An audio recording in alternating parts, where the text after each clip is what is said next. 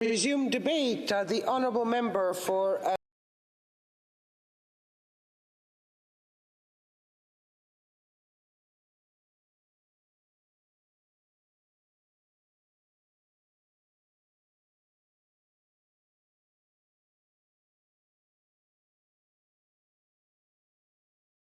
years of my life in politics, this speech kept me up at night. It caused me to consider so many different angles of what is truly happening. But it took me back to some traveling I did as a young adult. I traveled extensively in Italy, France. I lived in South Korea, and for a time I stayed in Rome for 1 month. While in Rome, I studied ancient history. We learned about the Emperor Nero.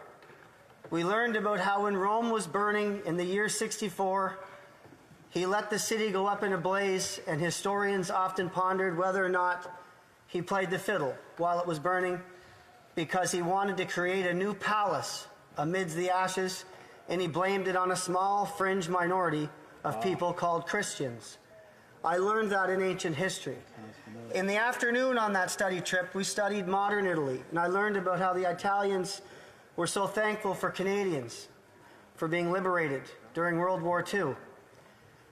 I attended a ceremony in Tyville in Normandy in 2011, and I spoke on behalf of the province of New Brunswick, and I witnessed the tears in real time of the people that lived on Juno, of the first houses liberated, and the respect they have for Canadians to this very day. When I lived in South Korea, Madam Speaker, I was walking down the street one night late. It was a 12-hour difference, I believe. I called home, and there was an old man. He was drunken, and he cursed me out because he didn't like the sound of my voice, because I was speaking English, and what I realized later, he thought that I was an American. Some friends of mine who were Korean walked up to the man, told him to be kind to me and that I was Canadian. I didn't understand the language they were speaking. The old fella could barely walk. He was intoxicated. He walked up to me and kissed me on the cheek. He called me a Waguk, which is a Canadian to a South Korean, and he thanked me in his own language for what our ancestors and veterans did in the Korean conflict. Awesome. So it's not lost on me the respect our country has around the world and how we achieved it.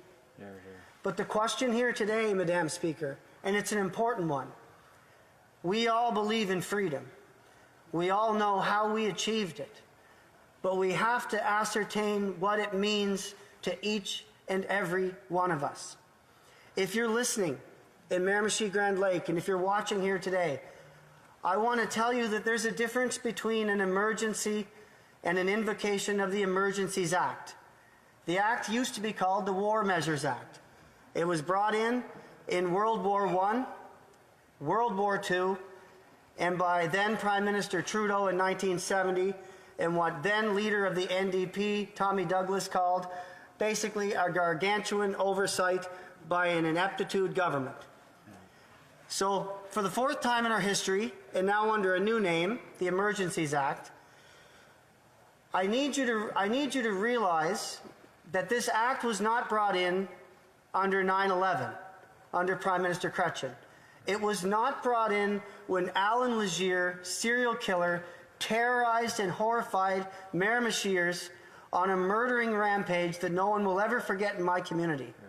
It was not brought in the natural gas, shale gas demonstrations on Route 11, which saw millions of dollars of seismic equipment destroyed, and it saw 8 police cruisers bombed with Molotov cocktails while the people that managed the protest stood there with machine guns. When the RCMP was called to make it end, it ended, and it ended abruptly. And it did not end with what we used to call the War Measures Act. It did not end with what we now call the Emergencies Act. And I will ask you something else. I'll state a fact. I'm vaccinated. My wife is vaccinated. My kids, many people I know are vaccinated. Many people I know are not vaccinated. I believe it's a personal choice to be vaccinated. And I don't believe the leader of the nation should vilify those who've made the personal choice not to.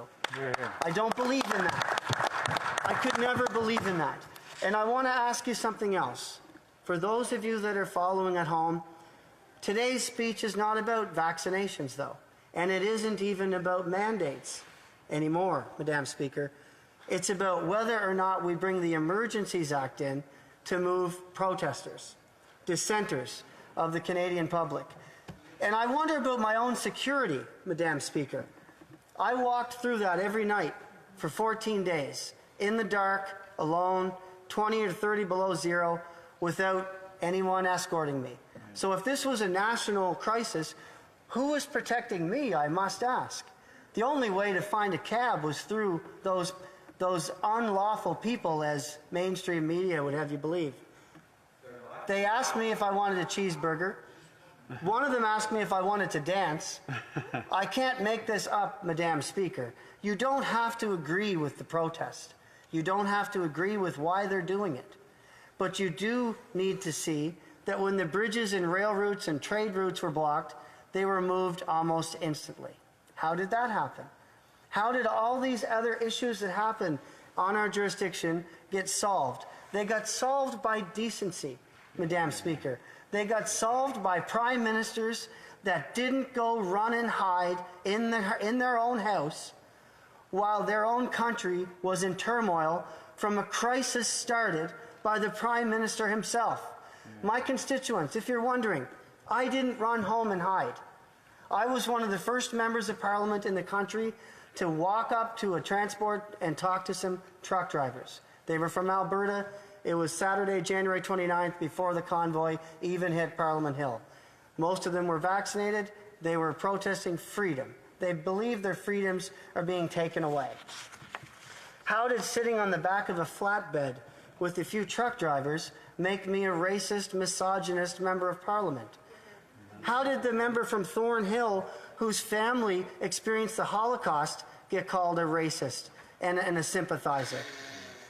The Government of Canada, Madam Speaker, has been labeling Canadians for many, many months. He's traumatized Canadians using divisive language, using constant wedge issues, resulting in the outright stigmatization of the Canadian identity. And the Prime Minister won't apologize for the labeling that he's done. He's hurled insults at everybody who disagrees with him.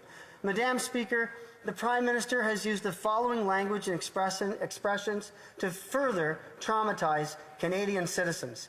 These people, unacceptable people, people who hold unacceptable views, racists, bigots, terrorists, misogynists, and people that take up space.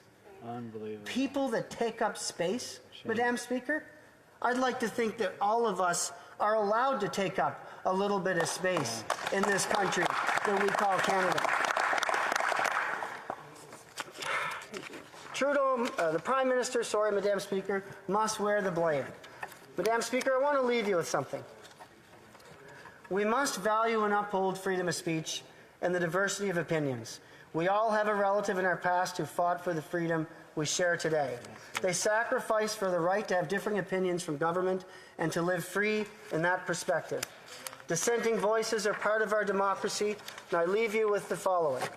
I'm against the Emergencies Act because it's an overreach, freezing bank accounts. It's something they do in communist states, Madam Speaker. And I leave you with a verse from the Bible. Philippians 2, verse 3-4. Do nothing from rivalry or conceit, but in humility count others more significant than yourselves. Let each of you look not only to his own interest, but also to the interest of others. This is the Canadian way. Canada has always witnessed to the world as a nation of peace and justice. It's time we witness that again while we're here at home, Madam Speaker. Questions and